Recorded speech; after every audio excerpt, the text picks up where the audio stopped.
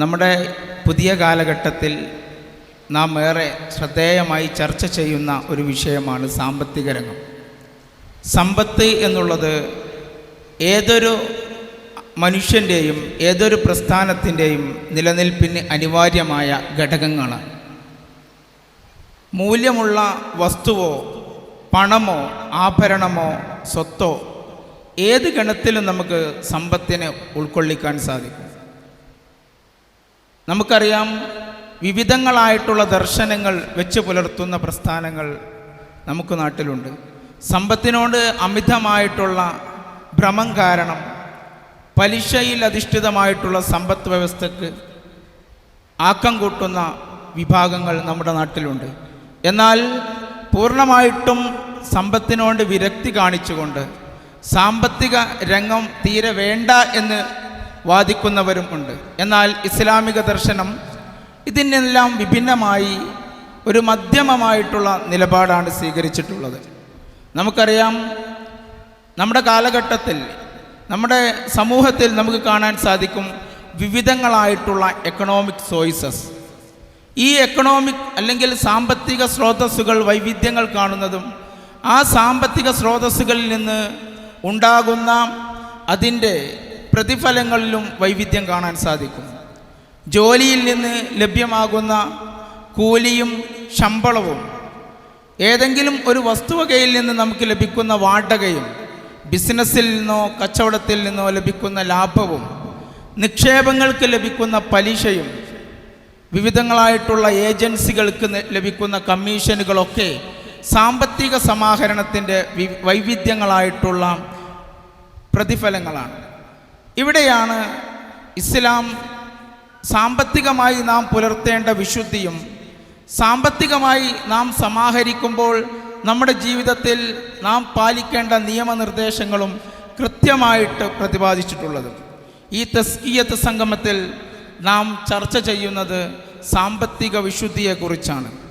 ഇതൊരു പ്രത്യേകം കാലഘട്ടത്തിൽ മാത്രം ചർച്ച ചെയ്യേണ്ട ഒന്നല്ല.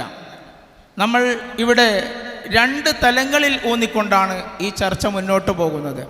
ഒന്ന്, സാമ്പത്തിക സമാഹരണ അതിൻ്റെ വിനിയോഗ രംഗത്ത് നാം പാലിക്കേണ്ട വിശുദ്ധിയെക്കുറിച്ചും, അതുപോലെ തന്നെ ഈ നവകാലഘട്ടത്തിൽ സാമ്പത്തിക രംഗം വൈവിധ്യമാർന്നിട്ടുള്ള രൂപങ്ങളിലേക്ക് പോവുകയാണ്. അവിടെ നമ്മുടെ ശരീഅത്തിൽ ഊന്നിക്കൊണ്ട് നമ്മുടെ സാമ്പത്തിക സമാഹരണം എങ്ങനെ അർത്ഥപൂർണമാക്കാം, നമ്മുടെ സാമ്പത്തികമായിട്ട് നമുക്ക് ഏതെല്ലാം രീതിയിൽ ആ മാർഗത്തിൽ നമുക്ക് നമ്മുടെ പ്രവർത്തനങ്ങൾ ഏകോപിക്കാം എന്നുള്ള തലത്തിൽ ഈ രണ്ട് തലങ്ങളിൽ നിന്നാണ് ചർച്ച മുന്നോട്ട് പോകുന്നത്. നമുക്കറിയാം, ഇതിൽ പാനലിൽ അംഗങ്ങളായിട്ടുള്ളത് ബഹുമാന്യനായിട്ടുള്ള ഗഫൂർ സലാഹി അവറുകളാണ്. അദ്ദേഹത്തെ ഈ ചർച്ചയിലേക്ക് സ്വാഗതം ചെയ്യുന്നു. അതുപോലെ തന്നെ അഹമ്മദ് ഫയാസ് സാഹിബ്, അദ്ദേഹം നമ്മുടെ സയൻസ് കോളേജിലെ കൊമേഴ്സ് വിഭാഗം HOD ആണ്. എത്തിക്കൽ ഇൻവെസ്റ്റ്മെൻറ്റുമായിട്ട് ഒരുപാട് പഠനങ്ങൾ നടത്തിയിട്ടുള്ള, ഗവേഷണങ്ങൾ നടത്തിയിട്ടുള്ള, നമ്മുടെ സമീപ പ്രദേശങ്ങളിലൊക്കെ അതുമായിട്ടുള്ള കൂടുതൽ ചർച്ചയും അതുമായിട്ടുള്ള സംരംഭങ്ങൾക്കും തുടക്കത്തിന് കാരണമായ ഒരു വ്യക്തി കൂടിയാണ്. ഈ രണ്ട് പാനൽ സമിതി അംഗങ്ങളെയും ഹാർദവമായിട്ട് സ്വാഗതം ചെയ്യുന്നു. ഇതിൽ നമുക്ക് സമയത്തിൻ്റെ ലഭ്യതയ്ക്കനുസരിച്ച് ഈ നമ്മുടെ സദസ്സിനും ഇതിൽ പങ്കാളികളാകാം എന്ന് ആവശ്യപ്പെട്ടുകൊണ്ട് ചർച്ചയ്ക്ക് തുടക്കം കുറിക്കുകയാണ്. ആദ്യമായിട്ട് ഗഫൂർ സലാഹി അവர்களോടാണ്. നമുക്കറിയാം, ഈ സമ്പത്തിന് വിവിധങ്ങളായിട്ടുള്ള ഡെഫിനിഷൻ നൽകിക്കൊണ്ടിരിക്കുന്ന ഒരു കാലഘട്ടമാണ്. നാം മുൻപ് പഠിച്ച സാമ്പത്തിക വ്യവസ്ഥയല്ല ഇപ്പോൾ മാറിക്കൊണ്ടിരിക്കുന്നത്. ഇസ്ലാം സമ്പത്തിന് നൽകിയിട്ടുള്ള ഡെഫിനിഷൻ അല്ലെങ്കിൽ അതിന് നൽകിയിട്ടുള്ള കർമ്മശാസ്ത്രപരമായിട്ടുള്ള, അതുപോലെ തന്നെ സാമ്പത്തിക രംഗം ഏതൊക്കെ രീതിയിലാകാം എന്നുള്ള കൃത്യമായിട്ടുള്ള ദർശനങ്ങൾ എന്താണ് എന്നും, അതുപോലെ തന്നെ നാം സാമ്പത്തിക രംഗത്ത് പുലർത്തേണ്ട, നമ്മുടെ ജീവിതത്തിൽ ഉണ്ടാവേണ്ട വിശുദ്ധിയും ഏതെല്ലാം രീതിയിലാണ് സാമ്പത്തിക രംഗം കൈകാര്യം ചെയ്യേണ്ടത് എന്നുള്ള കാര്യത്തെക്കുറിച്ചാണ്. അതിന് വളരെ സ്നേഹത്തോടു കൂടി ഗഫൂർ സലാഹിയെ ക്ഷണിച്ചുകൊണ്ട് നിർത്തുന്നു. അസ്സലാമു അലൈക്കും വറഹ്മത്തുള്ളാഹി വബറകാതുഹു. അൽഹംദുലില്ലാഹി റബ്ബിൽ ആലമീൻ വസ്സലാത്തു വസ്സലാമു അലാ അഷ്റഫിൽ മുർസലീൻ വ ആലിഹി വസഹബിഹി അജ്മഈൻ അമ്മാ ബഅദ്. ഇവിടെ ഉന്നയിക്കപ്പെട്ട ഇസ്ലാം സമ്പത്തിനെ എങ്ങനെ നോക്കിക്കാണുന്നു എന്ന ചോദ്യം വളരെ പ്രസക്തമാണ്. മനുഷ്യൻ്റെ നിലനിൽപ്പിന് ആധാരമായിട്ട് അള്ളാഹു നിശ്ചയിച്ചിട്ടുള്ളതാണ് സമ്പത്ത്. ഖിയാമ് എന്നും അതേപോലെ തന്നെ ഫദ്ലുള്ള, ദൈവികാനുഗ്രഹം, ഖൈർ, നന്മ എന്നൊക്കെയാണ് സമ്പത്തിനെ കുറിച്ച് വിശുദ്ധ ഖുർആൻ വിശേഷിപ്പിച്ചിട്ടുള്ളത്. ഭൂമിയിൽ നമസ്കാരം നിർവഹിച്ചു കഴിഞ്ഞാൽ വ്യാപിച്ചു കൊള്ളുവാനും അള്ളാഹു നിങ്ങൾക്ക് നൽകിയിട്ടുള്ള അനുഗ്രഹത്തെ തേടിക്കൊള്ളുവാനുമൊക്കെ ഖുർആൻ ആഹ്വാനം ചെയ്യുന്നുണ്ട്. പ്രവാചക സല്ലല്ലാഹു അലൈഹി വസല്ലമ തങ്ങൾ പറയുന്നത്, മൻ ഖുതില ദൂന മാലിഹി ഫഹുവ ഷഹീദുൻ. സ്വന്തം സമ്പത്ത് സംരക്ഷിക്കുവാൻ വേണ്ടി പരിശ്രമിച്ചുകൊണ്ടിരിക്കുന്നതിനിടയിൽ ഒരാൾ കൊല്ലപ്പെട്ട് കഴിഞ്ഞാൽ അയാൾ രക്തസാക്ഷിയുടെ പ്രതിഫലമുള്ളവനാണ് എന്ന് പ്രവാചകൻ പഠിപ്പിക്കുകയുണ്ടായി. അപ്പം സമ്പത്തിനെ ആർജിക്കുന്നത് ഒരു കുറ്റകരമായ പാപകരമായ ഒരു കാര്യമായിട്ടല്ല ഇസ്ലാം വിലയിരുത്തുന്നത്. അതേസമയം ബൈബിളിൽ നമുക്ക് കാണാൻ കഴിയുന്നത്, സമ്പത്ത്, ഒരു സമ്പന്നനായ ഒരു മനുഷ്യൻ അയാൾ ധനം ശേഖരിക്കുന്നുവെങ്കിൽ അയാൾക്ക് സ്വർഗരാജ്യത്ത് പ്രവേശിക്കാൻ കഴിയില്ല എന്നതാണ്. ഒട്ടകം സൂചിക്കുഴലിലൂടെ പ്രവേശിക്കുക എന്നതാണ് അതിനേക്കാൾ എളുപ്പമെന്ന് ബൈബിൾ നമുക്ക് മനസ്സിലാക്കി തരുന്നുണ്ട്. ഇസ്ലാം അപ്രകാരം സമ്പത്ത് സമാഹരിക്കുന്നതിനെ ഒരു പാപമായി കൊണ്ട് കാണുന്നില്ല, കുറ്റകരമായി കൊണ്ട് കാണുന്നില്ല എന്നതാണ് നമുക്ക് മനസ്സിലാക്കാൻ കഴിയുന്നത്.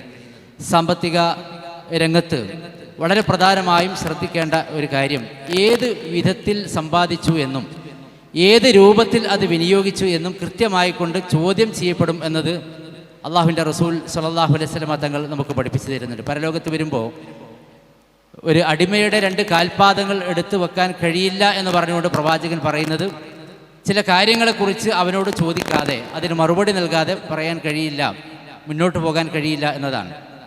അതിൽ മിൻ ഐ വഅൻ മാലിഹി മിൻ ഐന ഇക്തസബഹു, അവൻ്റെ സമ്പത്തിനെ കുറിച്ച് ചോദ്യം ചെയ്യപ്പെടും. ഏത് വിധത്തിൽ ഏതെല്ലാം വഴികളിലൂടെയാണ് അവൻ അത് സമ്പാദിച്ചത് എന്ന് ചോദ്യം ചെയ്യപ്പെടും. അതേപോലെ തന്നെ വഫീമ അൻഫഖഹു, ഏത് വിധത്തിൽ ഏതെല്ലാം വിഷയങ്ങളിലാണ് അത് ചെലവഴിച്ചത് എന്ന് ചോദ്യം ചെയ്യപ്പെടാതെ ഒരു അടിമയുടെ കാൽ പരലോകത്ത് മുന്നോട്ടെടുത്ത് വെക്കാൻ കഴിയില്ല എന്ന് ഖുർആൻ നമുക്ക് മനസ്സിലാക്കി തരുമ്പോൾ, സമ്പാദ്യവും അതേപോലെ തന്നെ വിനിമയവും കൃത്യമായിക്കൊണ്ട് ഇസ്ലാം പഠിപ്പിക്കുന്ന വിധത്തിൽ അള്ളാഹു അനുവദിച്ചിട്ടുള്ള മാർഗങ്ങളിലൂടെ ആയിരിക്കണം നമ്മൾ കൈകാര്യം ചെയ്യേണ്ടത് എന്നതാണ് ഈ രംഗത്ത് അതിനെക്കുറിച്ച് സൂചിപ്പിക്കാനുള്ളത്.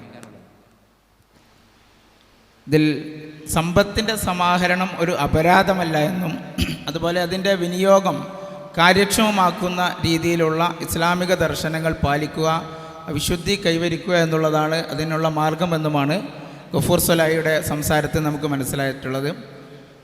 1776 ആഡം സ്മിത്ത് എന്ന സാമ്പത്തിക വിചക്ഷൺ അല്ലെങ്കിൽ സാമ്പത്തിക ശാസ്ത്രത്തിൻ്റെ പിതാവായിട്ടുള്ള ആഡം സ്മിത്ത് അദ്ദേഹത്തിൻ്റെ വെൽത്ത് ഓഫ് നേഷൻസ് എന്ന് പറഞ്ഞ പുസ്തകത്തിലാണ് സമ്പത്തിന് കൃത്യമായിട്ടുള്ള ഒരു നിർവചനം നൽകിയിട്ടുള്ളത്. അതുപോലെ ജെയിം കെയ്ൻസിനെ പോലെയുള്ള പ്രതിഭാശാലികളും സമ്പത്തിന് കൃത്യമായിട്ടുള്ള ചില കൃത്യമായിട്ടുള്ള ഡെഫിനിഷൻസ് നൽകിയിട്ടുണ്ട്. എന്നാൽ ആധുനിക സാമ്പത്തിക ശാസ്ത്രം എങ്ങനെയാണ് സമ്പത്തിന് നൽകുന്ന വിവക്ഷ എങ്ങനെയാണ് എന്നുള്ളതാണ് ഫയാസ് സാഹിബിനോടാണ് ചോദ്യം.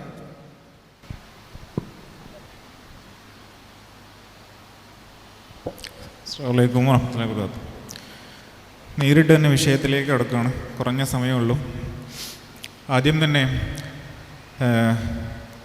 ഇങ്ങനെയൊരു തസ്കിയത്ത് ക്യാമ്പിൻ്റെ ഭാഗമായിട്ട് ഇത്തരത്തിലൊരു നൂതനമായിട്ടുള്ള വിഷയം ചർച്ചയ്ക്കെടുക്കുന്ന ISMന് തന്നെ ഒരു ഇന്നൊവേറ്റീവ് ആയിട്ടുള്ളൊരു മെത്തേഡാണ് എന്നാണ് ആക്ച്വലി എനിക്ക് തോന്നുന്നത്. സാധാരണഗതിയിൽ ഇത്തരത്തിലുള്ള വിഷയങ്ങൾ ഈ ഒരു സമൂഹത്തിൻ്റെ ഒരു ഹെട്രോജീനിയസ് ആയിട്ടുള്ളൊരു സമൂഹത്തിൻ്റെ ഇടയിൽ ചർച്ചയ്ക്ക് വരാറാത്ത വിഷയങ്ങളാണ്. സാധാരണ ഒരു അക്കാഡമിക് തലത്തിൽ മാത്രം ചർച്ച ചെയ്യുന്ന വിഷയം ഒരു സമൂഹത്തിൻ്റെ മുമ്പിലേക്ക് ഇട്ടുകൊടുക്കാൻ കാണിക്കുന്ന ഒരു ധൈര്യത്തെ തന്നെ ആദ്യമായിട്ട് അനുമോദിക്കുകയാണ്. ഈ ചോദ്യം ഒരു മനുഷ്യൻ എന്നാണോ സമൂഹമായിട്ട് ജീവിക്കാൻ തുടങ്ങിയ കാലം മുതൽക്ക് തന്നെ വളരെയധികം ആളുകൾ ചർച്ച ചെയ്തുകൊണ്ടിരിക്കുന്ന വിഷയമാണ് സമ്പത്ത് എന്നുള്ളതിൻ്റെ ഒരു ഡെഫിനിഷൻ എങ്ങനെയായിരിക്കും എന്നുള്ളത്. കാലങ്ങളായിട്ട് പല രീതികളിൽ അതിനെ ഡിഫൈൻ ചെയ്യപ്പെട്ട് വന്നിട്ടുണ്ട്. ഈ മനുഷ്യൻ ആദ്യ കാലഘട്ടത്തിലൊക്കെ ചരിത്രം നമ്മൾ എടുക്കുകയാണെങ്കിൽ വില കൂടിയ വസ്തുക്കളായിട്ട് കണക്കാക്കിയിട്ടുണ്ടായിരുന്നത് ചില കല്ലുകളും പുലിയുടെ നഖവും ഇങ്ങനെയൊക്കെയുള്ള കുറേ സാധനങ്ങളുണ്ടായിരുന്നു, അല്ലെങ്കിൽ തിമിംഗലത്തിൻ്റെ എല്ലോ, ഇങ്ങനെ പലതരത്തിലുള്ള വസ്തുക്കളായിരുന്നു ആദ്യ കാലഘട്ടങ്ങളിലെ വെൽത്ത് എന്ന് പറയുന്ന ഡെഫിനിഷൻ. നോക്കൂ, ഇന്ന് നമുക്കൊരു വാല്യൂ ഇല്ലാത്ത വസ്തുവാണ് അന്ന് വളരെയധികം മൂല്യമുള്ള വസ്തുക്കൾ. പിന്നീട് ലോഹം കണ്ടെത്തപ്പെടുന്നു, ഇരുമ്പിന് വാല്യൂ ഉണ്ടാകുന്നു, പിന്നീട് സ്വർണവും പിന്നീട് വെള്ളിയും വരുന്നു. ഇന്ന് ഇസ്ലാമിൻ്റെ അടിസ്ഥാനമായിട്ട് നമ്മൾ സകാത്തൊക്കെ കണക്കാക്കുന്നത് കാലഘട്ടത്തിൽ സ്വർണവും വെള്ളിയുമാണ് യഥാർത്ഥത്തിലെ കറൻസി ആയിട്ട് വരുന്ന വസ്തു. അന്ന് മൂല്യം അതിൻ്റെ അകത്ത് തന്നെ അടങ്ങിയിട്ടുള്ള വസ്തുവാണ്. പക്ഷേ ഇന്ന് നമ്മൾ പരിഗണിക്കുന്ന കടലാസിൻ്റെ നോട്ട് എന്ന് പറയുന്നതിന് മൂല്യമില്ലാത്തൊരു വസ്തുവാണ്. അതിൻ്റെ മൂല്യം എന്ന് പറഞ്ഞാൽ അതിൻ്റെ അകത്ത് എഴുതപ്പെട്ടത് കൊണ്ട് മാത്രം 1000 അല്ലെങ്കിൽ 2000 എന്ന് എഴുതപ്പെട്ടത് കൊണ്ട് മാത്രം മൂല്യമുള്ളൊരു വസ്തുവാണ്. സോ ഈ പേഴ്സ്പെക്റ്റീവ് കണ്ടോ, ഓരോ കാലഘട്ടങ്ങളിൽ വരുന്ന സമയത്തും ഇതിങ്ങനെ മാറി മാറി വന്നുകൊണ്ടിരിക്കുന്ന ഒരു കോൺസെപ്റ്റാണ്. ഇനി നമുക്കറിയില്ല ഭാവിയിൽ എന്താവും എന്നുള്ളത് പോലും. ഇപ്പോൾ തന്നെ നമുക്കറിയാം, ഇന്ന് കറൻസി ഈ കയ്യിൽ കൊണ്ട് നടക്കുന്ന ആളുകളുടെ എണ്ണം കുറഞ്ഞു വന്നുകൊണ്ടിരിക്കുക. പകരമായിട്ടുള്ള പലതരത്തിലുള്ള ഇപ്പോൾ UPI ട്രാൻസാക്ഷൻസും ഡിജിറ്റൽ കറൻസിയും ഡിജിറ്റൽ കോയിൻസും ഒക്കെ ആവിർഭവിച്ചു കൊണ്ടിരിക്കുന്ന കാലഘട്ടമാണ്. സോ അതെല്ലാ കാലഘട്ടത്തിലും മാറിക്കൊണ്ടിരിക്കുന്ന ഒരു വസ്തുതയും കൂടെയാണ്. ഇദ്ദേഹം ചോദിച്ച ആഡം സ്മിത്തിൻ്റെ കാലഘട്ടത്തിലുള്ളത് സാമ്പത്തിക അവസ്ഥയ്ക്ക് മുതലാളിത്ത വ്യവസ്ഥ, ക്യാപിറ്റലിസത്തിൻ്റെ പിതാവായിട്ട് അറിയപ്പെടുന്ന അദ്ദേഹത്തിൻ്റെ കോൺസെപ്റ്റ് പ്രകാരം അത് പ്രൈവറ്റ് പ്രോപ്പർട്ടിയാണ്. ജനങ്ങളെ ഏത് രീതിയിലും എക്സ്പ്ലോയിറ്റ് ചെയ്തിട്ട് സമ്പത്ത് കൈവരിക്കുക, അടിമത്ത സമ്പ്രദായമൊക്കെ വളരെയധികം നിലനിന്നൊരു കാലഘട്ടമായിരുന്നു അന്ന്. അങ്ങനെയൊക്കെ സമ്പത്ത് ഉണ്ടാക്കിയെടുക്കുക. അത് ഇന്ന് നമ്മളിന്ന് ലോകത്ത് കണ്ടുകൊണ്ടിരിക്കുന്ന മുതലാളിത്ത രാജ്യങ്ങൾ മറ്റു രാജ്യങ്ങളെ ഇന്ന് യുദ്ധം ചെയ്തിട്ടും അടിമകളാക്കിയിട്ടും ഇപ്പോൾ ഇസ്രായേലിൻ്റെ യുദ്ധമായാലും ഉക്രൈൻ വാറുകളാണെങ്കിലും ഒക്കെ എടുക്കുകയാണെങ്കിൽ അതിൻ്റെയൊക്കെ പിന്നിലുള്ളത് ഏറ്റവും പ്രധാനപ്പെട്ട കാരണം എന്ന് വെച്ചാൽ സാമ്പത്തികമായിട്ടുള്ള ഉന്നമനത്തിന് വേണ്ടിയിട്ട് മറ്റു രാജ്യങ്ങളെ കീഴടക്കുകയൊക്കെ ചെയ്യുന്നതൊക്കെ ഈ മുതലാളിത്തത്തിൻ്റെ കോൺസെപ്റ്റാണ്. അതുപോലെ തന്നെ നമ്മൾ സോഷ്യലിസം എടുക്കുകയാണെങ്കിൽ അവിടുത്തെ ഒരു സെൻട്രൽ അതോറിറ്റി ആയിട്ട് ഗവൺമെൻറ് വരുന്നു. എല്ലാ തൊഴിലാളികൾക്കും ഒരുപോലെ വീതം വെക്കേണ്ടതാണ് സമ്പത്ത് എന്നുള്ള കാഴ്ചപ്പാട് വരുന്നു. ഇങ്ങനെ രണ്ട് എക്സ്ട്രീമുകൾ, ഇതിൻ്റെ ഇടയിലൊരു മധ്യമ നിലപാടാണ് യഥാർത്ഥത്തിൽ ഇസ്ലാം മുന്നോട്ട് വെക്കുന്നത്. ഇവിടെ സമ്പത്തിൻ്റെ പരമാധികാരമായിട്ട് അള്ളാഹുവിനെയാണ് നമ്മൾ കണക്കാക്കുന്നത്. നമ്മളതിൻ്റെ കൈവശക്കാരായിട്ട് മാത്രം വരുന്നു. ശേഷം നമ്മുടെ കയ്യിലുണ്ടാകുന്ന സമ്പത്തിന് നമ്മുടെ തന്നെ പാവങ്ങളായിട്ടുള്ള ആളുകൾക്ക് അതിൽ അധികാരം നൽകുകയും ചെയ്യുന്ന ഒരു സാമ്പത്തിക അവസ്ഥയാണ് യഥാർത്ഥത്തിൽ ഇസ്ലാം മുന്നോട്ട് വെക്കുന്നത്. ഇതാണ് യഥാർത്ഥത്തിൽ ഭാവിയിലേക്കും ഇന്ന് നമ്മൾ 1400 വർഷങ്ങൾക്ക് മുമ്പ് പ്രപ്പോസ് ചെയ്തിട്ടുള്ള ഈ ഒരു തിയറി തന്നെയാണ് ഇനി എത്ര കാലം മനുഷ്യൻ ജീവിക്കുന്നു അത്ര കാലത്തേക്കും നമുക്ക് മുന്നോട്ട് വെക്കാവുന്ന ഏറ്റവും നല്ലൊരു സാമ്പത്തികമായിട്ടുള്ള സിസ്റ്റം എന്ന് പറയുന്നത്. ഇതിൽ പ്രാചീന കാലഘട്ടം മുതൽ അതിനുശേഷമുള്ള വെങ്കല യുഗങ്ങൾക്കും ഇരുമ്പ് യുഗം അതൊക്കെ പിന്നിട്ട് നമ്മളിപ്പോൾ AI കാലഘട്ടത്തിൽ നിൽക്കുന്ന ഈ സമയത്ത് പോലും ഇസ്ലാമിൻ്റെ സാമ്പത്തിക ദർശനത്തിൻ്റെ പ്രസക്തിയാണ് ഇവിടെ സൂചിപ്പിച്ചിട്ടുള്ളത്. ഇനി അടുത്ത ചോദ്യം ഗഫൂർ സൊലായിയോടാണ്. നമ്മൾ സാമ്പത്തിക സമാഹരണം നടത്തുന്നത് ഒരു വ്യക്തി ആ വ്യക്തിയുടെ ബുദ്ധി പ്രതിഭാശാലി ഉപയോഗിച്ചോ അല്ലെങ്കിൽ കായികാധ്വാനം ഉപയോഗിച്ചോ ഒക്കെയാണ്. അപ്പോൾ ഒരു വ്യക്തി തൻ്റെ ബുദ്ധിയും കായികാധ്വാനവും ഉപയോഗിച്ച് നേടുന്ന സമ്പത്ത്, സമാഹരിക്കുന്ന സമ്പത്ത് സക്കാത്തായിട്ടോ അല്ലെങ്കിൽ മറ്റു ദാനധർമ്മങ്ങളായിട്ടോ അത് നൽകേണ്ടതുണ്ടോ? അത് അദ്ദേഹത്തിന് തന്നെ ഉപയോഗിക്കാൻ പര്യാപ്തമല്ലേ? സ്വന്തം കഴിവ് കൊണ്ടും അദ്ദേഹത്തിൻ്റെ മികവ് കൊണ്ടും നേടിയ ഒന്നല്ലേ എന്നുള്ളതാണ്. സമ്പത്ത് അവനവൻ്റെ കഴിവുകൊണ്ടും അറിവുകൊണ്ടും നേടിയ സമ്പത്ത് അത് മറ്റുള്ള ആളുകൾക്ക് നൽകേണ്ടതുണ്ടോ? അങ്ങനെ നൽകുന്നതിലൂടെ നഷ്ടമല്ല ഉണ്ടാവുന്നത് എന്ന രൂപത്തിലുള്ള ചോദ്യമാണ് അദ്ദേഹം ഉന്നയിച്ചത് എന്ന് മനസ്സിലാക്കുന്നു. ഇത് ഒരുതരം കാറൂനിസമാണ്. കാറൂൻ മുതലാളി മൂസാ നബിയുടെ കാലഘട്ടത്തിൽ അള്ളാഹു നിനക്ക് നൽകിയതിൽ നിന്ന് നീ ആളുകൾക്ക് നന്മ ചെയ്യണം എന്ന് പറഞ്ഞപ്പോൾ അവൻ്റെ സംസാരം ഇന്നമാ ഊത്തീത്തുഹു അല ഇൽമിൻ ഇൻദി, എൻ്റെ അറിവ് കൊണ്ട് എൻ്റെ കഴിവ് കൊണ്ട് നൽകപ്പെട്ടതാണിത് എന്നാണ് കാറൂൻ മറുപടി നൽകിയിട്ടുള്ളത്. ആ രൂപത്തിലൊരു വിശ്വാസി ഒരിക്കലും ചിന്തിച്ചുകൂടാ. കാരണം ശൂന്യമായ കരങ്ങളോടുകൂടിയാണ് നമ്മളെല്ലാവരും ഈ ഭൂമിയിലേക്ക് പറന്നു വീഴുന്നത്. ഇവിടെ നമുക്ക് ലഭിച്ചതെല്ലാം അള്ളാഹു നമുക്ക് നൽകിയിട്ടുള്ള സമ്പത്താണ്.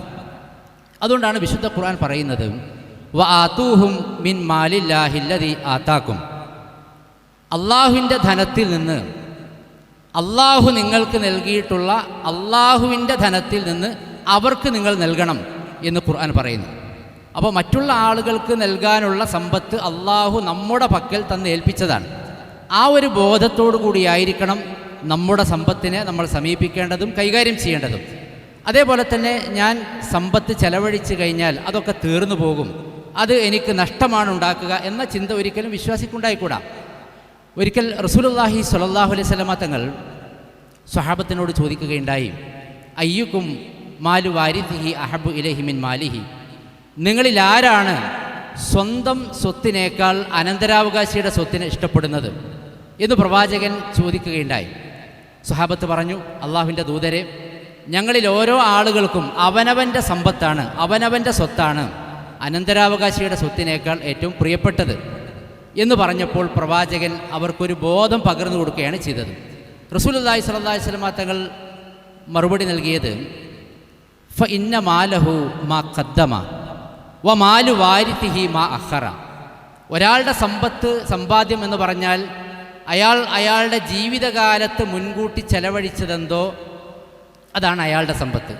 ദാനധർമ്മമായിക്കൊണ്ട് മറ്റുള്ള ആളുകൾക്ക് കൊടുത്തു തീർത്തത്, സ്വതക്കയായി നൽകിയത്, സക്കാത്തായിക്കൊണ്ട് നൽകിയത്, അതേപോലെ തന്നെ പുണ്യകരമായ പ്രവർത്തനങ്ങൾക്ക് വേണ്ടി മാറ്റിവെച്ചത്, അതാണ് അയാളുടെ സമ്പത്ത്. അതേസമയം അയാൾ മരണപ്പെടുന്നതോടുകൂടി അതിൻ്റെ അവകാശം അയാളിൽ നിന്ന് അയാളുടെ അനന്തരാവകാശികളിലേക്ക് നീങ്ങുകയാണ് ചെയ്യുന്നത്. അപ്പോൾ വമാലു വാരിഥിഹി മാ അഖറ, അവൻ്റെ അനന്തരാവകാശികളുടെ സമ്പത്ത് അവൻ ഇവിടെ വിട്ടേച്ച് പോകുന്ന സമ്പത്താണ്.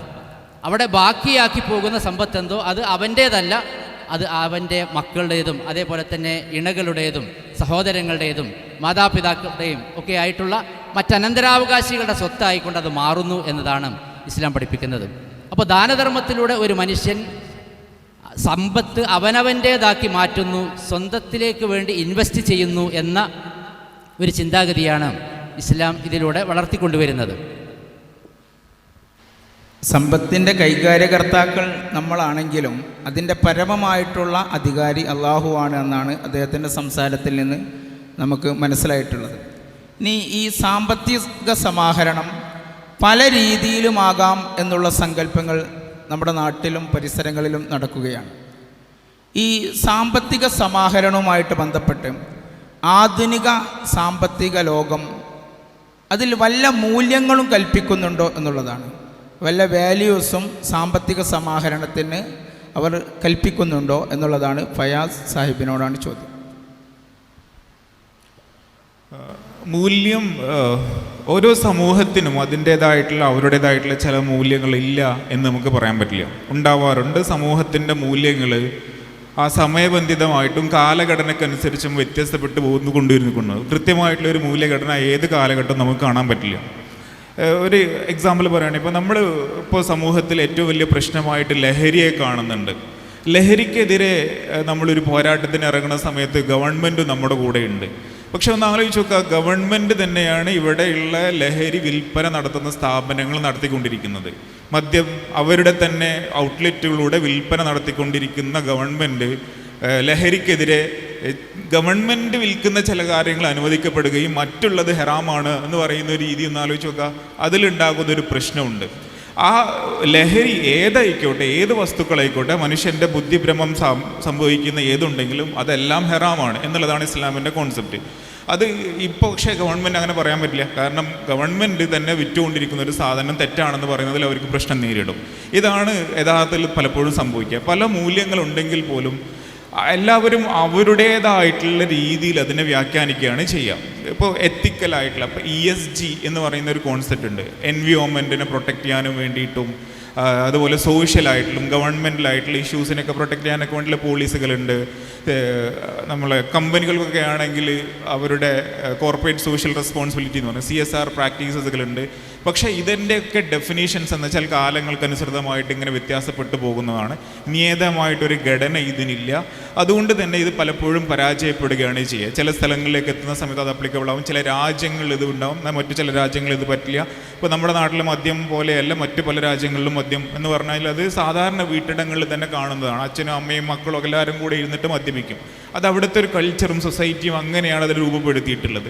അതുകൊണ്ട് തന്നെ ഒരേ തരത്തിലുള്ള ഒരു രാജ്യത്തെ മൂല്യം മറ്റൊരു രാജ്യത്തുള്ളത് മൂല്യമല്ലാതെ ആവുന്നൊരവസ്ഥയുണ്ടാവുക. ഇവിടുത്തെ കാര്യങ്ങൾ മറ്റൊരു സ്ഥലത്ത് അപ്ലിക്കബിൾ ആവില്ല. ഇസ്ലാം എന്ന് പറയുന്നത് മുന്നോട്ട് വെക്കുന്ന കാഴ്ചപ്പാടെന്ന് വെച്ചാൽ എല്ലാ സമൂഹത്തിനും ലോകത്തിൻ്റെ എല്ലാവർക്കും അത് മതമോ ജാതിയോ മനുഷ്യവർഗമോ കാലമോ യുഗങ്ങളോ ഒന്നും പ്രശ്നമല്ലാത്ത രീതിയിൽ അപ്ലിക്കബിൾ ആയിട്ടുള്ള വാല്യൂസ് നമുക്ക് മുന്നോട്ട് വെച്ചിട്ടുണ്ട്. അത് പ്രകാരമുള്ള ഇൻവെസ്റ്റ്മെൻറ്റുകളും ഓപ്പർച്യൂണിറ്റീസുകളും നമുക്ക് ഇന്നും മാർക്കറ്റിൽ അവൈലബിൾ ആണ്.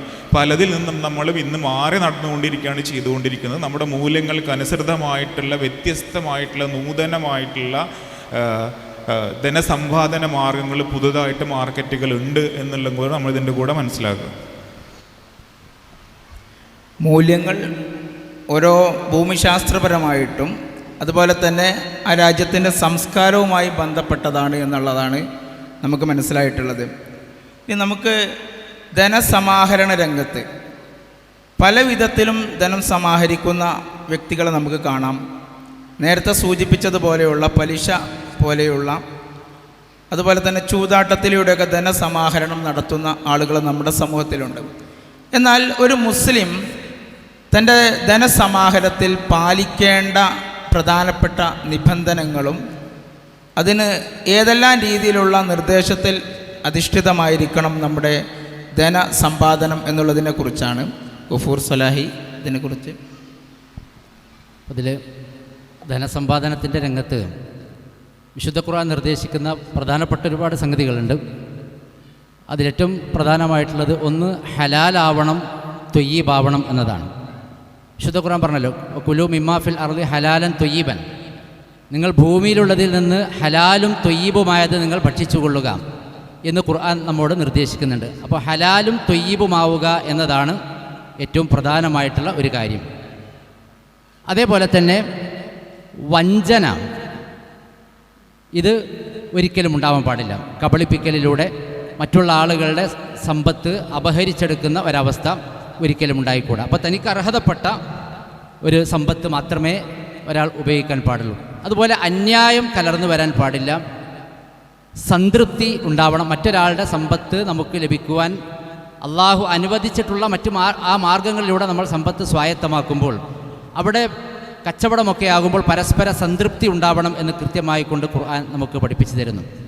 വിശുദ്ധ ഖുർആൻ പറയുന്നത്, യാ അയ്യുഹല്ലദീന ആമനു ലാ തഅകുലു അംവാലക്കും ബൈനക്കും ബിൽ ബാത്തിൽ, നിങ്ങൾ ബാത്തിലായ വഴിയിലൂടെ അന്യായമായ ന്യായരഹിതമായ വഴികളിലൂടെ നിങ്ങളുടെ സമ്പത്ത് അന്യോന്യം തിന്നരുത്. ഇല്ല അൻ തക്കുന തിജാറത്തൻ അൻ തറാദിൻ, പരസ്പര സംതൃപ്തിയോടുകൂടിയല്ലാതെ എന്ന് ഖുർആൻ പറയുന്നുണ്ട്. അപ്പോൾ പരസ്പര സംതൃപ്തി വളരെ പ്രധാനമാണ്. കച്ചവട രംഗത്തായിരുന്നാലും വിൽക്കുന്നവനും വാങ്ങുന്നവനും തമ്മിലുള്ള സംതൃപ്തി ഉണ്ടാവണം. ഇങ്ങനെ ഈ പരസ്പര സംതൃപ്തിയോടുകൂടി ആയിരിക്കണം സമ്പത്ത് കൈകാര്യം ചെയ്യേണ്ടത്. അതേപോലെ വഞ്ചന ഒരിക്കലും, കബളിപ്പിക്കൽ ഒരിക്കലും ഉണ്ടാവാൻ പാടില്ല. പ്രൊഡക്റ്റുകൾ അതിൻ്റെയൊക്കെ പിന്നെ ശരിയായ ന്യൂനതകൾ മറച്ചു വെച്ചുള്ള വിൽപ്പനയും മറ്റുമൊക്കെ ഒരിക്കലും കച്ചവട രംഗത്ത് പാടില്ല. ഇങ്ങനെ ന്യൂനതകൾ മറച്ചു വെച്ചുകൊണ്ട് കബളിപ്പിച്ചുകൊണ്ടുള്ള കച്ചവടങ്ങളോ മറ്റോ ഉണ്ടാവാൻ പാടില്ല എന്നതാണ് ഇസ്ലാം പഠിപ്പിക്കുന്നത്. പ്രവാചകൻ സ്വല്ലല്ലാഹു അലൈഹി വസല്ലം തങ്ങൾ പറഞ്ഞത്, മൻ വശ ഫലൈസ മിന്ന, വഞ്ചന കാണിക്കുന്നവൻ നമ്മിൽപ്പെട്ടവനല്ല എന്ന് പ്രവാചകൻ പറഞ്ഞു. അതേപോലെ ലാ തുഖ്ബലു സ്വലാത്തുൻ ബിഗൈരി തുഹൂരിൻ, ശുദ്ധിയില്ലാതെ ഒരു നമസ്കാരം സ്വീകരിക്കപ്പെടുകയില്ല എന്ന് പറഞ്ഞതിന് ശേഷം അള്ളാഹുവിൻ്റെ പ്രവാചകൻ പറയുന്നത്, വലാ സ്വദഖത്തും മിൻ ഗുലൂലിൻ, വിശ്വാസവഞ്ചന കാണിച്ച് അതിലൂടെ ആർജിച്ചെടുത്ത സമ്പത്ത് കൊണ്ടുള്ള ദാനധർമ്മം അതും അള്ളാഹു സ്വീകരിക്കുകയില്ല എന്ന് പഠിപ്പിക്കുന്നുണ്ട്. അതുകൊണ്ട് വഞ്ചനയും മറ്റും വരാതെ ശ്രദ്ധിക്കുക. കൃത്യമായി ഹലാലായ മാർഗമാണ് എന്ന് സമ്പത്ത് ആർജിക്കുമ്പോൾ നമ്മൾ ഉറപ്പുവരുത്തുക. ഇതാണ് ഈ രംഗത്ത് പ്രധാനമായി നമ്മൾ ശ്രദ്ധിക്കേണ്ടത്. ഇസ്ലാമിൻ്റെ സാമ്പത്തിക സമ്പാദനം നമ്മുടെ സാമ്പത്തിക വിശുദ്ധി മാത്രമല്ല, സമൂഹത്തിൻ്റെ ക്രമമായിട്ടുള്ള പോക്കിനും ഒരു വലിയ ഒരു നിർണായക ഘടകമായിട്ടുണ്ട്. സാമൂഹിക സുരക്ഷയ്ക്ക് ഏറെ പ്രാധാന്യം നൽകുന്ന ദർശനമാണ് ഇസ്ലാമിക ദർശനമെന്ന് നമുക്ക് മനസ്സിലായി. ഇനി നമ്മുടെ നാട്ടിൽ വിവിധങ്ങളായിട്ടുള്ള മേഖലകളിൽ നിന്ന് നമുക്ക് സാമ്പത്തിക സമാഹരണം നടത്താറുണ്ട്. കച്ചവടം, അതുപോലെ തന്നെ നമ്മൾ ഏതെങ്കിലും ഇൻഡസ്ട്രിയൽ രംഗത്ത്, ബിസിനസ് രംഗത്ത്, ഇങ്ങനെ പല രീതിയിലുള്ള സാമ്പത്തിക സമാഹരണം അത് നമ്മൾ കൺവെൻഷനായിട്ട് നമ്മൾ മുൻകൂട്ടി ട്രഡീഷണലായിട്ട് നടത്തിക്കൊണ്ടിരിക്കുന്ന രീതികളാണ്. ഈ പുതിയ കാലഘട്ടത്തിൽ നമുക്ക് സാമ്പത്തിക സമാഹരണത്തിന് നമ്മുടെ ഷെയർ മാർക്കറ്റ് പോലെയുള്ള എത്തിക്കൽ ഇൻവെസ്റ്റ്മെൻറ്റ് പോലെയുള്ള മേഖലകൾ ഉപയോഗിക്കാൻ സാധിക്കുമോ? അത് ഷെയർ മാർക്കറ്റുകൾ ഹറാമാണ് എന്നുള്ള രീതിയിലാണോ? അതിൻ്റെ ഇസ്ലാമിക വശം എന്താണ് എന്നുള്ളതിനെക്കുറിച്ചാണ് ഫയാസ് സാർ അതിനെക്കുറിച്ച് സംസാരിക്കും. ഇത് വളരെയധികം വിശദമായിട്ട് ചർച്ച ചെയ്യേണ്ട ഒരു വിഷയമാണ്. കുറഞ്ഞ സമയം ഉള്ളതുകൊണ്ട് ഒരു ഓവർവ്യൂ മാത്രമേ നമുക്ക് പറയാൻ പറ്റുള്ളൂ. എങ്കിലും ചെറിയൊരു ചില ധാരണകൾ മാത്രം നിങ്ങളുടെ മുമ്പിലേക്ക് വെക്കുകയാണ്. ഈ സമയത്ത് നമ്മൾ സമ്പത്ത് 4 രീതികളിലാണ് സാധാരണയായിട്ട് സംഭരിക്കാൻ നമ്മുടെ കയ്യിലുള്ള മാർഗം. ഇത് റോബർട്ട് കിയോസാക്കി എന്ന് പറഞ്ഞിട്ടുള്ള ഒരു ഫേമസ് ആയിട്ടുള്ള ഓതറുണ്ട്, റിച്ച് ഡാഡ് പൂർ ഡാഡ് എന്ന് പറയുന്ന പുസ്തകത്തിലെ നല്ല ഭാഗമാണ്. 4 രീതികൾ. ഒന്നുകിൽ നമുക്കൊരു എംപ്ലോയി ആയിട്ട് വർക്ക് ചെയ്യാം, മറ്റൊരാളുടെ താഴെ ജോലി ചെയ്യുന്ന ജോലിക്കാരനായിട്ട് സാലറിയോ കൂലിയോ ഒക്കെ വാങ്ങിച്ചിട്ട് ജോലി ചെയ്യാം. നമുക്ക് എത്ര കാലമാണ് അധ്വാനിക്കാനുള്ള കഴിവുണ്ടാവുക അത്രയും കാലം വരുമാനം ഉണ്ടാവും. ആ അധ്വാനം നിൽക്കുന്നതോടുകൂടി വരുമാനവും നിൽക്കും. അതാണ് ഒന്നാമത്തേത്.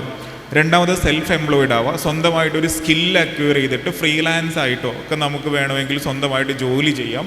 പക്ഷെ അതിൻ്റെ പ്രശ്നം എന്ന് വെച്ചിട്ടുണ്ടെങ്കിൽ നമുക്ക് ഈ സ്കില്ലെന്ന് പറഞ്ഞാൽ ആധുനിക കാലഘട്ടത്തിൽ സ്കില്ലിൻ്റെയൊക്കെ പ്രത്യേകത കുറഞ്ഞ കാലഘട്ടത്തിലേക്ക് ഒരു സ്കില്ല് വർക്ക് ചെയ്യുള്ളൂ. കുറച്ച് കാലം കഴിയുമ്പോഴേക്കും അതിൻ്റെ പുതിയ പുതിയ മേഖലകൾ വന്നുകൊണ്ടിരിക്കും. അതിനനുസരിച്ച് നമ്മൾ അപ്ഗ്രേഡ് ചെയ്ത് പോകണം. പക്ഷേ ദൈവത്തിനൊക്കെ ഇറങ്ങുന്ന ആളുകൾക്ക് ഏറ്റവും കൂടുതൽ ആപ്റ്റായിട്ടുള്ളത് ഇതാണ്. എന്താണെന്ന് വെച്ചാൽ മറ്റൊരാളുടെ അണ്ടറിലല്ല വർക്ക് ചെയ്യണം. അതുകൊണ്ട് തന്നെ അയാൾക്ക് നമുക്ക് ഫ്രീ ആവുന്ന സമയത്ത് മറ്റുള്ള ഇടങ്ങളിലേക്കൊക്കെ നമുക്ക് പോകാവുന്നതാണ്. യാത്രയും ഒക്കെ ഇതിൻ്റെ കൂടെ തന്നെ കൊണ്ടുപോകാൻ പറ്റും.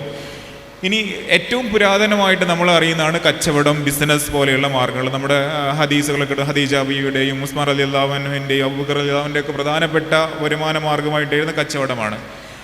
അന്ന് നമ്മൾ അറിയാലോ, ഏകദേശം 10ഓളം നമ്മുടെ സ്വർഗം കൊണ്ട്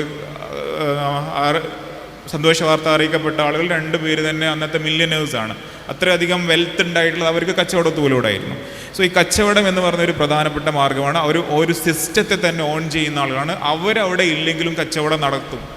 അവരുടെ ഈ സെൽഫ് എംപ്ലോയിഡ് ആയിട്ടുള്ളതിൻ്റെ വ്യത്യാസം അതാണ്. നമ്മളുണ്ടെങ്കിൽ മാത്രമേ പീടി ഇറക്കാൻ പറ്റുള്ളൂ സെൽഫ് എംപ്ലോയിഡ് ആകുന്ന സമയത്ത്. എന്നാൽ മറ്റേതൊരു ഓണർഷിപ്പ് കിട്ടുന്നതോട് കൂടിയിട്ട് അയാൾ ഓണർ ഫ്രീ ആവും, അയാളുടെ അണ്ടറിൽ ഒരു സിസ്റ്റം ഉണ്ടാവും വർക്ക് ചെയ്യാൻ വേണ്ടിയിട്ട്. ഇത്രയും കാലം നമ്മൾക്ക് ഈ 3 മേഖലകളും മുസ്ലിങ്ങളുണ്ട്, പാരമ്പര്യമായിട്ട് തന്നെ ഇത് ഉപയോഗിച്ചു കൊണ്ടിരിക്കുന്നുണ്ട്. എന്നാൽ 4മത്തെ ഒരു മേഖല നമ്മൾ അന്യമാക്കി വെച്ചിട്ടുള്ളൊരു മേഖലയാണ് എന്ന് പറയുന്ന കാറ്റഗറി, ഇൻവെസ്റ്റ്മെൻറ്റ് എന്ന് പറയുന്ന കാറ്റഗറി. മറ്റു മേഖലകളില്ലവർക്കും കൂടെ ഉപയോഗപ്പെടുത്താവുന്ന ഒരു മേഖലയും കൂടെയാണിത്. പൊതുവേ ഇതിൻ്റെ ഒരു ഹെറാം എന്നുള്ള രീതിയിലാണ് അതിനെ നമ്മൾ ജനറലി കാണാറുള്ളത്. കാരണം ബാങ്കാണ് നമ്മുടെ മുമ്പിൽ വരുന്ന ഏറ്റവും പ്രധാനപ്പെട്ട നിക്ഷേപ മാർഗം. ആ ബാങ്കിൽ നിക്ഷേപിക്കുമ്പോൾ കിട്ടുന്ന ഇൻട്രസ്റ്റ് എങ്ങനെ ആയിക്കഴിഞ്ഞാലും ഹെറാമാണ് താനും. അതുകൊണ്ട് പലപ്പോഴും ബാങ്ക്, ഇൻഷുറൻസ് ഒക്കെ പോലെയുള്ള കൺവെൻഷണൽ മെത്തേഡുകളാണ് ഉണ്ടാവുക. അതെല്ലാവരും ഹെറാമായിട്ട് കണക്കാക്കുകയും ചെയ്യും. അതിൽ നിന്ന് വ്യത്യസ്തമായിട്ടുള്ള നൂതനമായിട്ടുള്ള മാർഗ്ഗങ്ങൾ ഇന്ന് അവൈലബിൾ ആണ്. ഇതിനെക്കുറിച്ചുള്ള ജസ്റ്റ് ഒന്ന് പറഞ്ഞു പോകാൻ മാത്രമേ നമ്മൾ ചെയ്യുന്നുള്ളൂ. ഡീറ്റെയിൽ ആയിട്ട് പറയാനുള്ള സമയം നമുക്കില്ല. ഇതിൽ ഹലാലായിട്ടുള്ള സ്റ്റാർട്ടപ്പുകളുണ്ട്, അതുപോലെ വെഞ്ചർ ക്യാപിറ്റൽ, VC, അതല്ലെങ്കിൽ പ്രൈവറ്റ് ഇക്വിറ്റി എന്നൊക്കെ പറയുന്ന ഒരു മെത്തേഡ് ഉണ്ട്. ശരിയ കംപ്ലൈൻ്റ് ആയിട്ടുള്ള സ്റ്റോക്കുകൾ, ഷെയർ മാർക്കറ്റിൽ തന്നെയുള്ള ശരിയ കംപ്ലൈൻ്റ് ആയിട്ടുള്ള ഹലാലായിട്ടുള്ള സ്റ്റോക്കുകൾ നിക്ഷേപം നടത്താവുന്നതാണ്. ഇനി അതിനൊക്കെ ബുദ്ധിമുട്ടുള്ള ആളുകൾക്ക് ചെയ്യാവുന്ന ഒരു എളുപ്പമാർഗ്ഗമാണ് മ്യൂച്വൽ ഫണ്ടുകളിൽ തന്നെ ഹലാലായിട്ടുള്ള മ്യൂച്വൽ ഫണ്ടുകൾ നമുക്ക് അവൈലബിൾ ആണ്. ഹലാലായിട്ടുള്ള മാത്രം കമ്പനികൾ വെച്ചിട്ട് നിർമ്മിച്ചിട്ടുള്ള മ്യൂച്വൽ ഫണ്ടുകളിൽ SIP മോഡലൊക്കെ, സിസ്റ്റമാറ്റിക് ഇൻവെസ്റ്റ്മെൻറ്റ് പ്ലാനൊക്കെ വെച്ചിട്ട് മാസാമാസം ഒരു തുക നമുക്ക് നിക്ഷേപിച്ചിട്ട് മുന്നോട്ട് പോകാവുന്നതാണ്. അങ്ങനെയുള്ള മോഡലുകളുണ്ട്. പിന്നെ റിയൽ എസ്റ്റേറ്റ് ഒക്കെ പോലെയുള്ള മോഡലുകളും ഉണ്ട്. ഞാനത് ഒന്നും കൂടി ചെറുതായിട്ടൊന്ന് മനസ്സിലാക്കാൻ വേണ്ടിയിട്ട് മാത്രം പറയുകയാണ്. ഒന്നൊരു സ്റ്റാർട്ടപ്പ് എടുക്കുകയാണെങ്കിൽ ഇപ്പോൾ നമ്മുടെ അരീക്കോട് ഭാഗത്ത് തന്നെ 100-200 കോടി രൂപയുടെ മുകളിലേക്ക് വാല്യുവേഷനുള്ള കുട്ടികൾ ആരംഭിച്ചിട്ടുള്ള സ്റ്റാർട്ടപ്പുകളുണ്ട്. നമ്മുടെ അരീക്കോട് തന്നെ ഉണ്ട്. യഥാർത്ഥത്തിൽ ഒന്ന് ആലോചിച്ച് നോക്കും, നമ്മുടെ സക്കാത്തിൽ നിന്നും സദക്കയിൽ നിന്നുമൊക്കെ നമ്മൾ സാധാരണ ഓട്ടോറിക്ഷകൾ വാങ്ങിക്കാനോ അതല്ലെങ്കിൽ ചെറിയ പെട്ടിക്കടകൾ നടത്താനോ ഒക്കെ ഉള്ള കാശ് കൊടുക്കാറുണ്ട്. എങ്ങനെ നമുക്ക് നമ്മുടെ യങ് ജനറേഷനെയും കൂടെ നമ്മുടെ ഭാഗമാക്കി തീർക്കാമെന്ന് നമ്മൾ അന്വേഷിക്കുകയാണെങ്കിൽ അവരുടേതായിട്ടുള്ള ചില ഇടങ്ങളിലേക്ക് നമ്മൾ ഇറങ്ങി ചെല്ലേണ്ടതായിട്ട് വരും. അതിൻ്റെ ഒരു പ്രധാനപ്പെട്ട മേഖലയാണ് ഈ സ്റ്റാർട്ടപ്പുകൾ. അവരുടെ കയ്യിൽ നല്ല ആശയങ്ങളുണ്ടാവും. ഈ ആശയങ്ങളെ പരിപോഷിപ്പിച്ച് ഒരു പ്രോഡക്റ്റ് ആക്കിയിട്ട് മാറ്റി വിൽപ്പന നടത്തുകയും കമ്പനികൾ എസ്റ്റാബ്ലിഷ് ചെയ്യുകയും ചെയ്യുകയാണെങ്കിൽ അവർ സമൂഹത്തിൻ്റെ തന്നെയുള്ള ഏറ്റവും നല്ല ഭാവിയിലേക്കുള്ള വരദാനങ്ങളായിട്ട് അവർ മാറാൻ സാധ്യതയുണ്ട്. അതിൻ്റെ ഒരു ചില എക്സാമ്പിളൊക്കെയാണ്. അപ്പോൾ നമുക്ക് ഒരു നമ്മൾ ഉളു എടുക്കുന്ന സമയത്ത് ഷോക്സ് ഇട്ട് ഷൂട്ട് പോകുന്ന ആളുകൾക്ക് ഷോക്സ് എപ്പോഴും നനയുന്ന ഒരു പ്രശ്നമുള്ളതുകൊണ്ട് അതിനെ പരിഹരിക്കാനും വേണ്ടി ഒരു കമ്പനി കൊണ്ടുവന്നുള്ളതാണ് ഈ ഹുദു ഷൂ എന്നും ഈ ഷോക്സ് എന്ന് പറയുന്ന കമ്പനി. ഇത് ഇംഗ്ലണ്ട് ബേസ്ഡ് ആയിട്ടുള്ള ഒരു കമ്പനിയാണ്. ഏറ്റവും അടുത്ത കാലഘട്ടത്തിൽ നോക്കും, നമ്മുടെ നാട്ടിൽ തന്നെ ഇരുന്ന് നിസ്കരിക്കാൻ ബുദ്ധിമുട്ടുള്ള ആളുകൾക്ക് വേണ്ടിയിട്ട് ഒരു ചെയർ ഇപ്പോൾ അടുത്ത കാലത്ത് വൈറലായിട്ടുള്ള ഒരു സംഗതിയാണ്. എത്ര കാലമായിട്ട് ഫിക്കിയായിട്ടുള്ള കുറേ ചർച്ചകൾ വരെ കേരളത്തിൽ നടന്നിട്ടുണ്ടായിരുന്നു, എങ്ങനെയായി ഒരു പ്രശ്നം പരിഹരിക്കാമെന്നുള്ളത്. നമുക്കൊരു സിമ്പിളായിട്ടുള്ളൊരു സൊല്യൂഷൻ ചില ആളുകൾ നമ്മുടെ മുമ്പിൽ വെക്കുകയാണ്. ഇത്തരത്തിലുള്ള ഐഡിയകളുള്ള ആളുകളുണ്ടാവും, ആശയങ്ങളുള്ള ആളുകളുണ്ടാവും. ഇവരെ നമുക്ക് എന്തുകൊണ്ട് പരിപോഷിപ്പിച്ചുകൂടാ? നമ്മുടെ ഒരു കോമൺ ഫണ്ട് അവർക്ക് ഇറക്കി കൊടുക്കുകയാണെങ്കിൽ. ഇതിൻ്റെ ഒരു ചെറിയൊരു കാര്യം കൂടെ പറയട്ടെ. ഇപ്പോൾ ഒരു 10% വാല്യൂഷൻ നമ്മൾ കോൺട്രിബ്യൂട്ട് ചെയ്ത് കൊടുത്തു എന്ന് വിചാരിച്ചോളൂ. 1,00,000 രൂപ നമ്മൾ കൊടുത്തു. എന്നിട്ട് അവരുടെ കയ്യിലുള്ള ഒരു 10% ഇക്വിറ്റി നിക്ഷേപം നമ്മൾ എടുക്കുകയാണെങ്കിൽ ആ കമ്പനി ഒരു 100 കോടിയുടെ ഒരു വളർച്ച പ്രാപിക്കുകയാണെങ്കിൽ, 100 കോടി ഒന്നെന്ന് വെച്ചാൽ വലിയ ചെറിയ സംഖ്യയാണ് കേട്ടോ, മൈക്രോ ക്യാപ്പ് എന്നാ പറയാം. വലിയ കമ്പനികൾ, എത്രയോ വലിയ കമ്പനികളുണ്ട്. ഈ 100 കോടിയുടെ ഒരു വാല്യൂഷനുള്ള കമ്പനിയായിട്ട് മാറുകയാണെങ്കിൽ അതിൻ്റെ 10% ഓണർഷിപ്പിൻ്റെ തന്നെ വാല്യൂ എന്ന് പറഞ്ഞാൽ 10 കോടി രൂപയാണ്. നമ്മൾ കൊടുക്കേണ്ടി വന്ന 1,00,000 രൂപയിൽ നിന്നാണ് ആ കമ്പനി വളരുമ്പോൾ 10 കോടി ഉണ്ടാവുന്നത്. നമ്മുടെ പാരമ്പര്യമായിട്ട് ഇപ്പോഴും നമ്മുടെ മഹല്ലുകൾ ഉപയോഗിച്ചു കൊണ്ടിരിക്കുന്നത് കുറിയൊക്കെ പോലെയുള്ള മാതൃകകളാണ്. ഒരു എക്കണോമിക് ആക്ടിവിറ്റി പോലും അല്ല, സീറോ സം ഗെയിം എന്നാ പറയാം. എല്ലാവരും കൂടെ കൂടിയിട്ട് ഒരാളുടെ കയ്യിലേക്ക് കൊടുക്കുക ചെയ്യുന്നുള്ളൂ. നേരെ മറിച്ച് അതിലൂടെ ഒരു പുതിയൊരു എക്കണോമിക് ആക്ടിവിറ്റിയിലൂടെ ഇൻകം ജനറേറ്റ് ചെയ്യുന്ന ഒരു മാർഗ്ഗമാണ് നമ്മൾ ഉണ്ടാക്കി കൊടുക്കുന്നതെങ്കിൽ ഒരു 10 കോടി മഹലിലേക്ക് വന്നു കഴിഞ്ഞാൽ എന്തൊക്കെ കാര്യങ്ങൾ നമുക്ക് ചെയ്തെടുക്കാൻ പറ്റും. ഒരു പക്ഷേ എത്ര ആളുകൾ എത്ര സക്കാത്തും സ്വതക്കയും കൊടുത്താലും കോൺട്രിബ്യൂട്ട് ചെയ്യാൻ പറ്റാത്ത രീതിയിലേക്ക് അതിനെ മാറ്റിയെടുക്കാൻ പറ്റുന്നതാണ് ഈ സ്റ്റാർട്ടപ്പ് എന്ന് പറയുന്ന ഏരിയ. നമ്മുടെ നാട്ടിലുള്ള പലരും ഈ ഒരു ഏരിയയിലേക്ക് നോക്കുക, ഇവരെ നമ്മുടെ സമൂഹത്തിൽ നിന്ന് അകറ്റി നിർത്തുന്നതിന് പകരം അവരെ അടുപ്പിക്കാനും അവരെ നമ്മളെ തന്നെ ലീഡ് ചെയ്ത് കൊണ്ടുപോകാനും പറ്റും. എത്തിക്കൽ ഫിനാൻസിനെ കുറിച്ച് അവർക്ക് പറഞ്ഞു കൊടുക്കാനും ഒക്കെ ഗൈഡഡ് ആയിട്ടൊരു ബിസിനസ് കൊണ്ടുപോകാൻ പറ്റും. അല്ലെങ്കിൽ അവരെത്തിച്ചേരുന്നത് കേരളത്തിൽ നാട്ടിൽ വിട്ടിട്ട് ബാംഗ്ലൂരിലേക്കോ ഹൈദരാബാദിലേക്കോ അല്ലെങ്കിൽ വിദേശ രാജ്യങ്ങളിലേക്കോ ഒക്കെ കടക്കാനാണ് അവർ ശ്രമിച്ചുകൊണ്ടിരിക്കുന്നത്. അതിനുള്ളൊരു പരിഹാരം കൂടെ ആവുകയും ചെയ്യും ഇത്തരത്തിലുള്ള ഏരിയകളിലേക്കൂടെ നമ്മൾ കടക്കുകയാണെങ്കിൽ. കുറച്ചുകൂടെ സമയമെടുക്കും. ഇനിയുള്ളത് ഇൻവെസ്റ്റ്മെൻറ്റ് വെഞ്ചർ ക്യാപിറ്റലുകളാണ്. അതേപോലെയുള്ള ഓൾറെഡി തുടങ്ങിയിട്ടുള്ള മറ്റു കമ്പനികളുണ്ടാകും, അതിൽ നിക്ഷേപം നടത്തിയിട്ട് വേണമെങ്കിൽ നമുക്ക് നിക്ഷേപം നടത്താം. വെഞ്ചർ ക്യാപിറ്റൽ എന്ന് പറഞ്ഞത്, അതുപോലെ ഏഞ്ചൽ ഫിനാൻസ് എന്നൊക്കെ പറയുന്ന വലിയ ഏരിയകളാണ്. അതൊക്കെ നമുക്ക് വിശദമായിട്ട് ചർച്ച ചെയ്യേണ്ട വിഷയമാണ്. നമുക്ക് ഈസി ആയിട്ട് ചെയ്യാവുന്ന ഒരു കാര്യമാണ്. ഇന്ത്യയിൽ ഓൾറെഡി ഇന്ത്യൻ സ്റ്റോക്ക് മാർക്കറ്റിൽ നിക്ഷേപം ലിസ്റ്റ് ചെയ്യപ്പെട്ടിട്ടുള്ള ഏത് കമ്പനികൾ നമുക്ക് പോയിട്ട് വാങ്ങിക്കാം. ഇതിൻ്റെ അകത്ത് ഹലാലായിട്ടുള്ള കമ്പനികളെ മാത്രം തിരിച്ചറിയാൻ വേണ്ടിയിട്ട് ഈസി ആയിട്ട്, പണ്ടത്തെ കാലത്തൊക്കെ ആണെങ്കിൽ ഭയങ്കര ബുദ്ധിമുട്ടായിരുന്നെങ്കിൽ ഇന്നൊരു മൊബൈൽ ഫോൺ എടുത്തു കഴിഞ്ഞാൽ അതിൻ്റെ അകത്ത് ഒരു കമ്പനി ഹലാലാണോ അല്ലേ എന്ന് അറിയാൻ വേണ്ടിയിട്ടുള്ള മാർഗ്ഗങ്ങളുണ്ട്. നമ്മളതിൻ്റെ അനാലിസും കാര്യങ്ങളും നമ്മൾ സ്വയം ചെയ്യേണ്ടതുമില്ല, അതെല്ലാം അവൈലബിൾ ആണ്. ഇപ്പോൾ ഞാൻ ഈ കാണിച്ചിട്ടുള്ളത് ഒരു ഇസ്ലാമിക് സ്റ്റോക്സ് എന്ന് പറയുന്ന ആപ്പാണ്, ആപ്ലിക്കേഷനാണ്. ഇതിൽ ജസ്റ്റ് ഒരു ആപ്ലിക്കേഷനിൽ പോയിട്ട് നമ്മളൊരു കമ്പനി അങ്ങോട്ട് കൊടുത്തു കഴിഞ്ഞാൽ എവിടെയൊക്കെയാണ് ഈ കമ്പനി ഹലാലായിട്ടുള്ളത്, എന്തുകൊണ്ട് ഇത് ഹെറാമാണെങ്കിൽ എന്തുകൊണ്ട് ഹെറാമാണ് എന്ന് വരെ കൃത്യമായിട്ട് പറഞ്ഞു തരുന്ന ആപ്ലിക്കേഷൻസ് ഓൾറെഡി ഇന്ത്യയിൽ തന്നെ അവൈലബിൾ ആണ്. സോ ഇത്തരത്തിലുള്ള വലിയൊരു മാർക്കറ്റ് അവിടെ നമ്മുടെ മുമ്പിൽ കിടക്കുന്നുണ്ട്. ഇനി അതും അല്ലെങ്കിൽ നമുക്ക് ഹലാൽ മ്യൂച്വൽ ഫണ്ടുകളുണ്ട്. മ്യൂച്വൽ ഫണ്ടുകൾ എന്ന് വെച്ച് കഴിഞ്ഞാൽ ഒരു ഇൻഡിവിജ്വൽ കമ്പനിയിൽ നിക്ഷേപിക്കുന്നതിന് പകരമായിട്ട് ഒരു ഗ്രൂപ്പ് ഓഫ് കമ്പനീസിൽ ഒരുമിച്ച് നിക്ഷേപിക്കാനുള്ള അവസരമാണ്. ഹലാലായിട്ടുള്ള മാത്രം കമ്പനികളെ ഉൾപ്പെടുത്തിയിട്ട് ഒരു പോർട്ട്ഫോളിയോ നിർമ്മിച്ചിട്ട് ആ പോർട്ട്ഫോളിയോയുടെ ഒരു ഭാഗം നമുക്ക് വാങ്ങിക്കാൻ പറ്റും. അതാണ് നമ്മൾ മ്യൂച്വൽ ഫണ്ട് എന്ന് വിളിക്കുക. അങ്ങനെയുള്ള മ്യൂച്വൽ ഫണ്ടുകൾ, ടാറ്റ എത്തിക്കൽ ഫണ്ടും ടോറസ് എത്തിക്കൽ ഫണ്ടും ക്വാണ്ടം എത്തിക്കൽ ഫണ്ട് എന്നൊക്കെ പറയുന്ന വ്യത്യസ്തമായിട്ടുള്ള മ്യൂച്വൽ ഫണ്ടുകൾ നമുക്ക് അവൈലബിൾ ആണ്. ഈ ഒരു ഇൻവെസ്റ്റ്മെൻറ്റ് മോഡലുകൾ നമ്മൾ ചെറുപ്പം മുതൽക്ക് തന്നെ കുട്ടികൾക്കടക്കമുള്ള ആളുകൾക്ക് പറഞ്ഞ് മനസ്സിലാക്കി കൊടുത്തിട്ട് അവരെയും കൂടി ഇതിലേക്ക് എത്തിക്കുകയാണെങ്കിൽ, ഇനി നമ്മൾ പറഞ്ഞാലും ശരി ഇല്ലെങ്കിലും ശരി അവർ ഇതിലൊക്കെ എത്തിയിട്ടുണ്ട്, അതാണ് നമ്മൾ മനസ്സിലാക്കേണ്ട ഒരു കാര്യം. പക്ഷെ അവർ പോയിക്കൊണ്ടിരിക്കുന്നത് ഇതിൻ്റെ ശരിയായ വശങ്ങളിലേക്കല്ല, അത് ട്രേഡിങ്ങിലേക്കും അതുപോലെ ഡെറിവേറ്റീവ്സ് എന്നൊക്കെ പറഞ്ഞുള്ള ഹെറാമായിട്ടുള്ള കുറേ ഏരിയകളിലേക്കാണ് കടന്നു പോയിക്കൊണ്ടിരിക്കുന്നത്.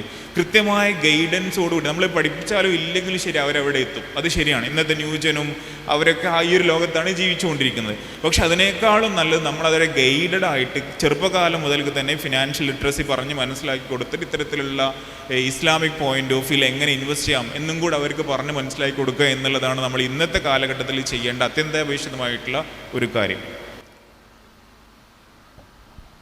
ഇപ്പം നമ്മുടെ പണം അല്ലെങ്കിൽ സമ്പത്ത് സാമൂഹ്യ നിർമ്മിതിക്ക് കൂടി ഉപയോഗിക്കണം എന്നുള്ള വിശാലമായിട്ടുള്ള അർത്ഥതലങ്ങളുള്ള വലിയ ഗഹനമായിട്ട് അവതരിപ്പിക്കേണ്ട വിഷയം വളരെ ചുരുങ്ങിയ സമയത്ത് ഇവിടെ അവതരിപ്പിക്കുകയുണ്ടായി.